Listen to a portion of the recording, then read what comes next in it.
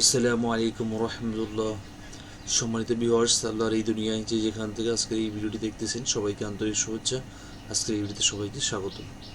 তো এমপিও শিক্ষকদের নতুন পে স্কেল সুবিধা নিয়ে যে তথ্য জানালেন শিক্ষামন্ত্রী, চলুন বিস্তারিত জেনে নেই।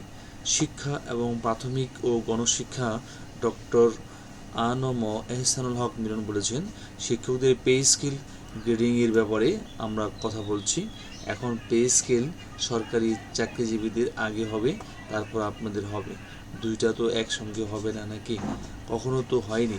সরকারি চাকরিজীবীর আগে পান, তাদের পরে তাদের হবে, তারপর আপনাদেরটা হবে।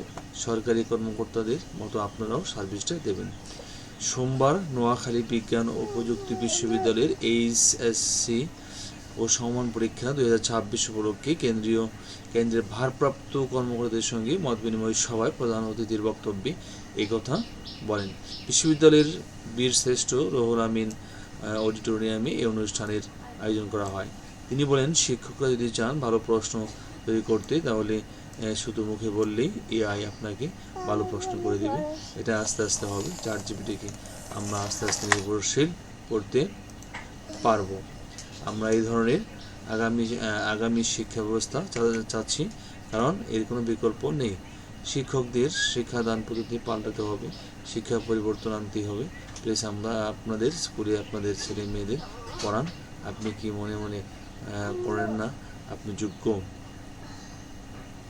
তো আজকে এখানে শেষ করছি। ভালো থাকবেন সবাই। আল্লাহ হাফিজ। আসসালামু আলাইকুম রহমতুল্লাহ।